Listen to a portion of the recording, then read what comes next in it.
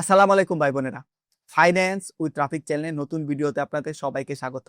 আশা করি সবাই ভালো আছে। আমার এই চ্যানেলে সবচেয়ে বেশি যে স্টকটি নিয়ে রিকোয়েস্ট এসেছে সেটি হলো এলএসবি। ভিডিওতে রেগুলার আপনারা কমেন্ট করেন ট্রাফিক ভাই লাফার হোলসেল নিয়ে একটা ভিডিও বানান। এই চ্যানেলে বেশিরভাগ ইনভেস্টররাই ব্লু চিপ ইনভেস্টর, তাদের পোর্টফোলিওতে অলরেডি স্কয়ার ফার্মা, মেরিকো বা এই টাইপের স্টক রয়েছে। অনেকের এই টাইপের স্টকের পাশাপাশি এলএইচবি এই স্টকটাও রয়েছে, অথবা অনেকে চিন্তা করছেন এই স্টকটি অ্যাড করার জন্য। আমাদের এই মার্কেটে অলরেডি ভালো স্টকের সংখ্যা কম। এলএইচবি এই স্টকটা অনেকগুলা বক্স চেক করে। এই স্টকটা একটি জিরো ডেট কোম্পানি, মানে এই কোম্পানির কোনো ব্যাংক লোন নেই।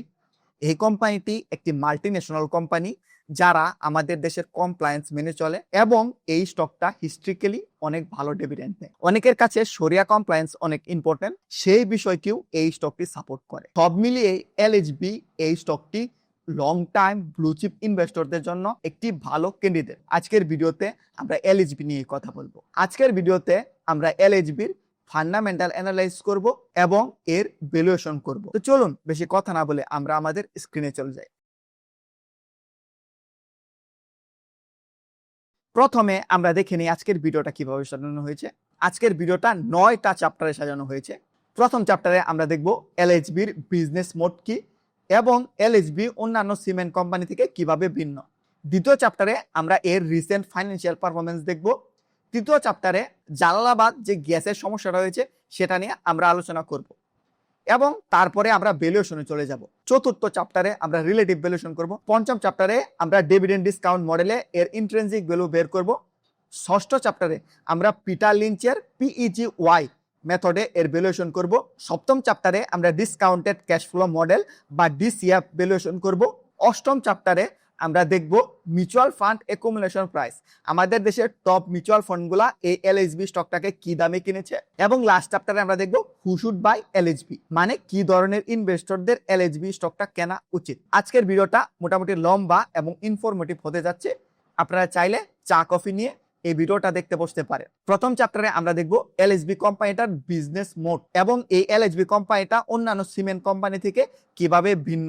আমাদের দেশের যে সিমেন্ট কোম্পানিগুলো রয়েছে, বেশিরভাগ সিমেন্ট কোম্পানি মূলত একটা গ্রাইন্ডিং মিল। তারা কি করে, বিদেশ থেকে ক্ল্যাঙ্কার ইম্পোর্ট করে এবং সেই ক্ল্যাঙ্কারটাকে ভেঙে সিমেন্ট বানিয়ে আমাদের দেশে বিক্রি করে। কিন্তু এখানে হচ্ছে এলএইচবির বিজনেস মোড। এলএইচবি আমাদের বাংলাদেশে একমাত্র ইন্টিগ্রেটেড সিমেন্ট ম্যানুফ্যাকচার। এরা এদের সিমেন্ট বানানোর র মেটেরিয়াল নিজে নিজে প্রডিউস করে থাকে। এলএইচবি ইন্ডিয়াতে একটি লাইমস্টোন কুয়েরি ওন করছে, যেটি ওদের চাতক সুপার প্লান্টের সাথে কানেক্টেড। ইন্ডিয়া থেকে 17 কিলোমিটার ক্রস বর্ডার কনভেয়ার বেল্টের মাধ্যমে এই ক্ল্যাঙ্কার গুলা তাদের কাছে আসে। এই ছিল এলএইচবির বিজনেস মোড। আমরা এখন এলএইচবির গত 5 বছরের গ্রোথটা দেখব। আমরা যদি এদের টপ লাইন গ্রোথ দেখি, টপ লাইন গ্রোথ হচ্ছে এদের রেভিনিউ। 2021 সালে এদের রেভিনিউ ছিল 2053 কোটি টাকা। 2025 সালে শেষে এদের রেভিনিউ হয়েছে 2931 কোটি টাকা। গত 5 বছরে এদের রেভিনিউ এর কম্পাউন্ডেড গ্রোথ রেট হয়েছে 9.30%, যেখানে আমাদের দেশের জিডিপি 4%, 4.5% মতো করে বাড়ছে, সেখানে 9.3% একটা acceptable growth rate. Bottom line বা নেট প্রফিট দেখুন, 2021 সালে এদের নেট প্রফিট ছিল 388 কোটি টাকা। 2025 সালে গিয়ে এদের নেট প্রফিট হয়েছে 510 কোটি টাকা। গত 5 বছরে এদের কম্পাউন্ডেড গ্রোথ রেট হয়েছে 7.11%। এদের নেট প্রফিটটা এদের রেভিনিউ থেকে তুলনামূলকভাবে কম, যেহেতু আমাদের দেশে লাস্ট কয়েক বছর যাবত অনেক পলিটিক্যাল আনসার্টেনিটি চলছে, আমাদের দেশে কনস্ট্রাকশন প্রজেক্টগুলো হচ্ছে না। সেই ক্ষেত্রে 7.11% একটা অ্যাকসেপ্টেবল গ্রোথ। আর এই কোম্পানিটার রিটার্ন অন ইকুইটি 27%। 27% একটা ওয়ান্ডারফুল রিটার্ন অন ইকুইটি। যেখানে আমাদের দেশের ট্রেজারি বন্ডের ইন্টারেস্ট রেট 11% এর মতো, সেখানে এই কোম্পানিটা তাদের নেট অ্যাসেটের উপর 27% রিটার্ন জেনারেট। তো সেই ক্ষেত্রে বলা যায় এই কোম্পানিটা রিটার্ন অন ইকুইটি ওয়ান্ডারফুল। এখন আমরা নেক্সট চ্যাপ্টারে চলে যাব। নেক্সট চ্যাপ্টারে আমরা আলোচনা করব এলএইচবি তাদের প্রত্যেকটা সেগমেন্ট থেকে, যেরকম সিমেন্ট, তাদের এগ্রিগেট এবং ক্ল্যাঙ্কার, প্রতিটা সেগমেন্ট থেকে তারা কিরকম রেভিনিউ জেনারেট করে। নেক্সট চ্যাপ্টারে যাওয়ার আগে আপনাদের অসংখ্য ধন্যবাদ দিতে চাই আমার এই ইউটিউব চ্যানেলটিকে সাবস্ক্রাইব করার জন্য। আমি যখন এই ভিডিওটা বানাচ্ছি আমার ইউটিউব চ্যানেল সাবস্ক্রাইবার সংখ্যা 4847 জন। 2026 সালের আমার একটা গোল হচ্ছে 10,000 সাবস্ক্রাইবার পুরা করা। এই 10,000 সাবস্ক্রাইবার পুরা করতে আমার আর 5,153 জন সাবস্ক্রাইবার দরকার। আপনারা যারা আমার চ্যানেলে নতুন এখনো সাবস্ক্রাইব করেননি দয়া করে আমার চ্যানেলে সাবস্ক্রাইব করে নিন। আমি আপনাদের প্রমিস করছি best of the best investing content আপনাদের কাছে নিয়ে আসবো। যারা এখনো সাবস্ক্রাইব করেননি দয়া করে সাবস্ক্রাইব করে নিন। আমরা এই চ্যাপ্টারে আলোচনা করব এলএইচবি প্রত্যেকটা সেগমেন্ট থেকে কি টাইপের রেভিনিউ জেনারেট করে। গ্রে সিমেন্ট তাদের একটা প্রোডাক্ট, আপনারা বেশিরভাগ এই কোম্পানিটাকে সিমেন্ট কোম্পানি হিসাবেই জানেন। 2024 সালে এদের গ্রে সিমেন্টের রেভিনিউ ছিল 2,230 কোটি টাকা। 2025 সালে হয়েছে 2,273 কোটি টাকা। তাদের ইয়ার ওভার ইয়ার 1.3% গ্রোথ হয়েছে, মানে গ্রোথটা মোটামুটি ফ্ল্যাটই ধরা যায়। তারপর হলো সিমেন্টের ক্ল্যাঙ্কার, 2024 সালে তারা 5.92 কোটি টাকা। 2025 সালে সেটা এসে হয়েছে 14.19 ক্রোর। তাদের ক্ল্যাঙ্কারের সেলস 1.93% বেড়েছে, এটা মোটামুটি ওয়ান্ডারফুল গ্রোথ। তারপর আছে এগ্রিগেটস এর সেল 2024 সালে হয়েছে 517 কোটি টাকা। 2025 সালে এসে সেটা হয়েছে 643 কোটি টাকা, 24.3% বেড়েছে। মানে কি 2025 সালে তাদের গ্রে সিমেন্টের সেলস মোটামুটি ফ্ল্যাট এবং ক্লিংকারের সেলস ভালো গ্রোথ হয়েছে, এগ্রিগেটসের সেল 24% বেড়েছে। 2024 সালে তাদের রেভিনিউ ছিল 2,754 কোটি টাকা এবং 2025 সালে সেটা হয়েছে 2,931 কোটি টাকা। গত বছর তাদের রেভিনিউ 6.43% বেড়েছে। গত বছর পর্যন্ত তাদের রেভিনিউটা মোটামুটি ঠিকই ছিল, কিন্তু এই বছরের জানুয়ারি মাসে তাদের একটা সমস্যা হয়। জালালাবাদ গ্যাসের সাথে এলএইচবির 10 বছরের একটা কন্ট্রাক্ট ছিল, যে কন্ট্রাক্টটা এই 2026 সালের জানুয়ারির 17 তারিখ এক্সপায়ার হয়েছে। ওই কন্ট্রাক্ট অনুযায়ী তাদের পার কিউবিক মিটার গ্যাসের দাম ছিল 12 টাকা। পার কিউবিক মিটার গ্যাস মাত্র 12 টাকা দিয়ে, কিন্তু এই ডিলটা এলএইচবির জন্য অনেক ভালো ছিল, তারা অনেক কম দামে রিলায়েবল গ্যাস পেত। কিন্তু জানুয়ারি 17 তারিখ তাদের এই 10 বছরের মেয়াদি কন্ট্রাক্টটা এক্সপায়ার হয়েছে, তারা একটা নতুন ডিলে এসেছে। তাদের যে সিমেন্ট প্লান্টের গ্যাস আছে সেটা আগে যেটা 12 টাকা দিয়ে কিনতো, এখন সেটা তাদের 40 টাকা কিউবিক মিটারে কিনতে হয়, আর তাদের পাওয়ার প্লান্টের 42 টাকা কিউবিক মিটারে কিনতে হয়। মানে কি তাদের গ্যাসের খরচ 233% বেড়ে গেছে। তারা নতুন 10 বছরের কন্ট্রাক্টে গিয়েছে, তাদের নেক্সট 10 ইয়ার্স এই নতুন গ্যাসের ট্যারিফটা দিতে হবে। এই জন্য Q1 এ তাদের রেভিনিউ এবং ইপিএস টপ লাইন এবং বটম লাইন প্রফিট দুটোতেই প্রেসার এসেছে। Q1 এ এদের রেভিনিউটা যদি আমরা দেখি, গত বছরের Q1 এ এদের গ্রে সিমেন্টের সেল ছিল 6,086 কোটি টাকা এবং এই গ্রে সিমেন্টের সেল 2026 সালের Q1 এ হয়েছে 650 কোটি টাকা। গ্রে সিমেন্টের সেল 5.25% কমেছে। এগ্রিগেটসের সেল গত বছর ছিল 163 কোটি টাকা, সেটা এখন হয়েছে 6.05% কমেছে। এদের টোটাল রেভিনিউ গত বছর ছিল 851 কোটি টাকা, এখন সেটা হয়েছে 803 কোটি টাকা। মানে কি Q1 এ এদের গ্রোথ -5.6% কমেছে। আরেকটা জিনিস মনে রাখা দরকার, এদের গ্যাস ক্রাইসিসের পাশাপাশি এদের যখন Q1টা চলে তখন ইরান ওয়ার চলতেছিল। তো এখানে শুধুমাত্র গ্যাস ক্রাইসিস না, এখানে ইরান ওয়ার এবং ইনফ্লেশনটাও জমা হয়েছে। এদের রেভিনিউ -5.6% ডিগ্রোথ হয়েছে। এখন আমরা Q1 এর প্রফিট নিয়ে আলোচনা করব। এই বছরে Q1 এর গ্রোস প্রফিট দেখুন, গত বছরের এদের Q1 এর গ্রোস প্রফিট ছিল 245 কোটি টাকা, এই বছরের Q1 এ সেটা এসে হয়েছে 187 কোটি টাকা। গ্রোস প্রফিট 245 কোটি টাকা ছিল গত বছর, এই বছরে এসে হয়েছে 187 কোটি টাকা। মানে কি এদের গ্রোস প্রফিটের -23.85% ডিগ্রোথ হয়েছে। এদের নেট প্রফিট দেখুন, 139 কোটি টাকা ছিল এদের নেট প্রফিট গত বছর, এই বছর হয়েছে 112 কোটি টাকা। এদের নেট প্রফিট 19.34%। এদের ক্যাশ ব্যালেন্স দেখুন, গত বছর এদের ক্যাশ ব্যালেন্স ছিল 519 কোটি টাকা, এই বছরের Q1 এ এদের ক্যাশ ব্যালেন্স হয়েছে 403 কোটি টাকা। এদের ক্যাশ ব্যালেন্সও -22.23% ডিগ্রোথ হয়েছে। এদের গ্যাসের সমস্যা, ইরান ওয়ার, ইনফ্লেশন, এই কয়েকটা জিনিস মিলিয়ে এদের গ্রোস প্রফিট, নেট প্রফিট এবং ক্যাশ ব্যালেন্স সবকিছুরই ডিগ্রোথ হয়েছে। আমরা Q1 এর মার্জিনগুলো দেখি, এদের গ্রোস মার্জিন গত বছর ছিল 28.85%, Q1 এ এদের গ্রোস মার্জিন হয়েছে 23.27%। এদের গ্রোস মার্জিনও স্কুইজড হয়েছে। নেট মার্জিন দেখুন, নেট মার্জিন Q1 এ গত বছর ছিল 16.33%। মানে কি এই কোম্পানিটা 100 টাকার পণ্য বিক্রি করলে 16 টাকা ঘরে নিয়ে যেত। এই বছরের Q1 এ এদের গ্রোস মার্জিন হয়েছে 13.96%। গত বছর এই কোম্পানিটা 100 টাকা ইনকাম করলে 16 টাকা ঘরে নিয়ে যেত। এই বছর এই কোম্পানিটা 100 টাকা ইনকাম করে 13 টাকা ঘরে নিয়ে যাচ্ছে। তো এই ছিল এলএসবির রিসেন্ট ফাইন্যান্সিয়াল পারফরমেন্স। এখন আমরা এলএসবির ভ্যালুয়েশনে চলে যাব। প্রথমে আমরা এলএসবির রিলেটিভ ভ্যালুয়েশন করব, তারপর আমরা অ্যাবসলিউট ভ্যালুয়েশন মডেলে এর ইন্ট্রিনসিক ভ্যালু খুঁজে বের করব। রিলেটিভ ভ্যালুয়েশনে আমরা এলএসবি কে প্রথম পি রেশিও দিয়ে জাজ করব। যখন আমি এই ভিডিওটা বানাচ্ছি তখন এলএসবির পি রেশিও 14.28। গত 5 বছরে হিস্ট্রিক্যালি এর এভারেজ পি ছিল 16.7। মানে কি আপনি আজকে এই এলএসবিটা এর হিস্ট্রিক্যাল প্রাইস থেকে কমে কিনছেন।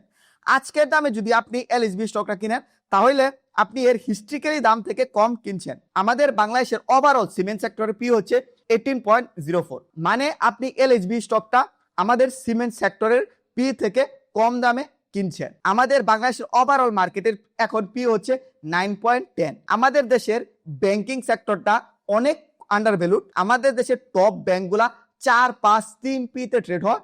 তো এই জন্য আমাদের পুরা ওভারঅল মার্কেটের পি রেশিওটা অনেক কম। তো সেই ক্ষেত্রে এলএসবিটা আমাদের এই মার্কেট থেকে একটু দাম বেশি, কিন্তু এলএসবি এর হিস্ট্রিক্যাল প্রাইস বা এর পাস্ট প্রাইস থেকে আজকে কম দামে ট্রেড হচ্ছে এবং এর পি রেশিও সিমেন্ট সেক্টর থেকেও অনেক কম। তো এই সব কথা বিবেচনা করে আমরা বলতে পারি এলএসবি এই স্টকটা সিমেন্ট সেক্টরের জন্য মোটামুটি আন্ডার ভ্যালুড রয়েছে।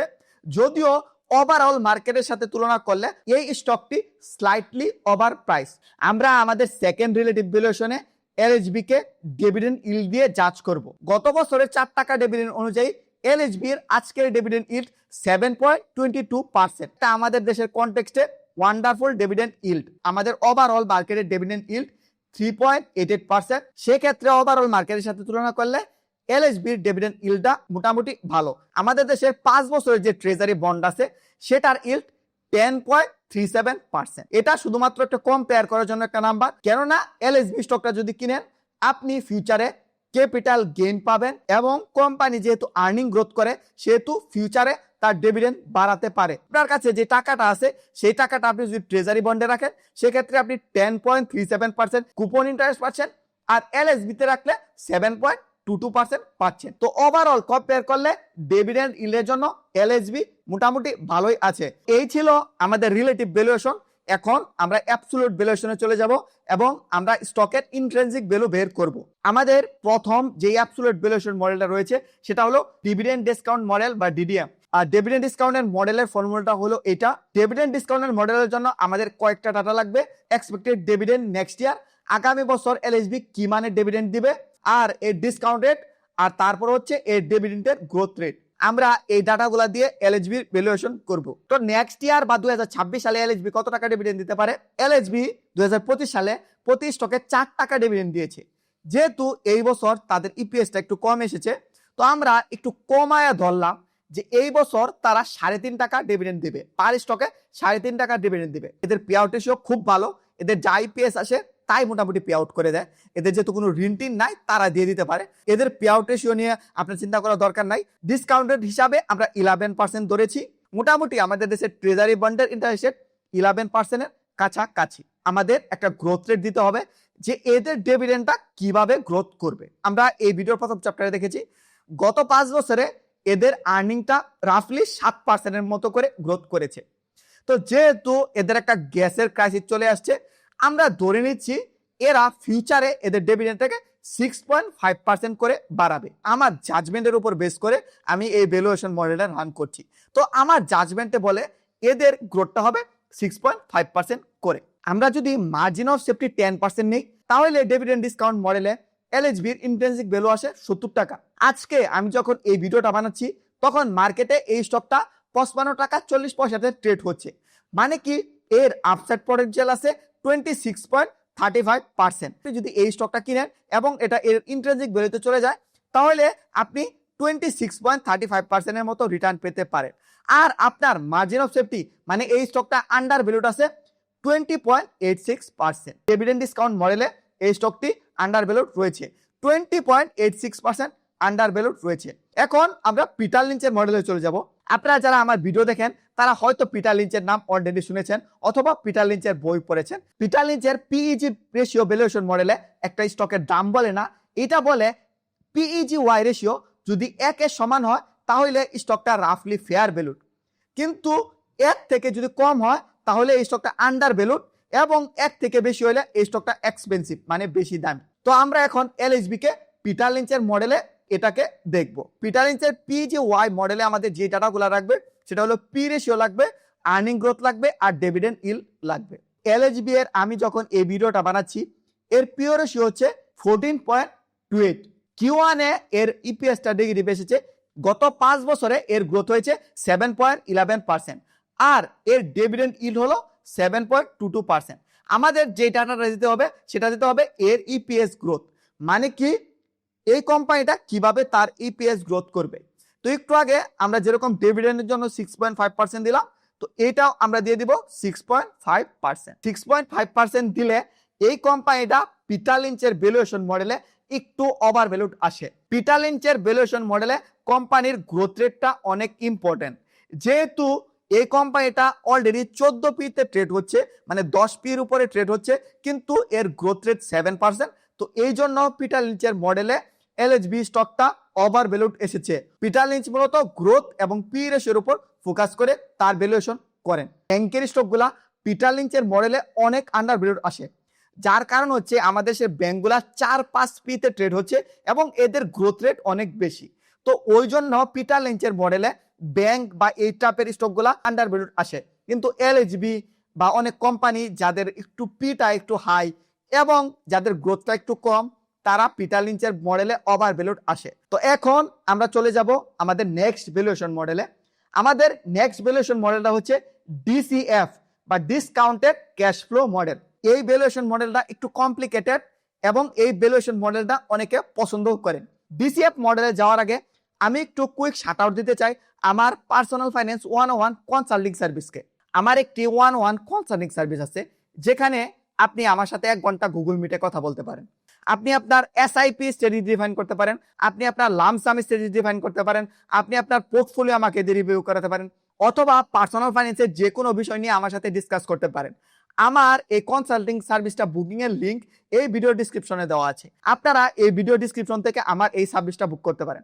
এখন আমরা দেখব ডিসিএফ বা ডিসকাউন্টেড ক্যাশ ফ্লো মডেলে এলএইচবির ইন্ট্রিনসিক ভ্যালু কত। আমাদের প্রথম যে ডাটা লাগবে সেটা হলো এলএইচবির free cash flow. Free cash flow এই নাম্বারটা বছর তো চেঞ্জ হয়, লাস্ট কয়েক বছরের ফ্রি ক্যাশ ফ্লোকে এভারেজ করে এই নাম্বারটা বের করেছি। ফ্রি ক্যাশ ফ্লো বের করার জন্য কি করতে হয়, এর নেট অপারেটিং ক্যাশ ফ্লো থেকে এর ক্যাপেক্স বা ক্যাপিটাল এক্সপেন্ডিচার বাদ দিতে হয়। এটা করে আমরা এই লাস্ট কয়েক বছরের ফ্রি ক্যাশ ফ্লো বের করে নিয়েছি। এই বছরের Q1 এ এর ফ্রি ক্যাশ ফ্লো নেগেটিভ এসেছে, 547 কোটি টাকা নেগেটিভ এসেছে। এর উপর বেস করে আমরা যদি প্রজেকশন করি তাহলে আমরা ডিসিএফ মডেলটা করতে পারবো না। এই জন্য আমরা এই বছরের Q1 এর উপর বেস করে করিনি, আমরা 2025 এর যে ফাইনাল এই বছরের অ্যানুয়াল রিপোর্টে যে ডাটাটা এসেছে তার উপর বেস করে আমরা এলএইচবির ভ্যালুয়েশনটা করেছি। 3 বছরের এর ফ্রি ক্যাশ ফ্লোর এভারেজ হচ্ছে 593 কোটি টাকা এবং গত 5 বছরেও এর গ্রোথটা নেগেটিভ, কিন্তু আমরা একটু অপটিমিস্টিক হচ্ছি যে আমরা একটু গ্রোথ রেটটা একটু অপটিমিস্টিক ধরছি। আমরা কস্ট অফ ক্যাপিটাল ধরছি হলো 11% আর এটা ফোরকাস্ট করছি 10 বছরের জন্য, যে নেক্সট 10 বছরের জন্য আমরা ফোরকাস্ট করছি। এবং এই যে এদের গ্রোথ রেটটা নেগেটিভ, কিন্তু আমরা ধরে নিচ্ছি নেক্সট 5 ইয়ার্স এর গ্রোথ রেটটা 4% করে হবে এবং তারপর থেকে এটার গ্রোথ রেটটা 3% করে হবে এবং এর টার্মিনাল গ্রোথ রেটও হবে 3%। আমরা একটু কনজারভেটিভ গ্রোথ রেট ধরছি 2-3টা কারণে।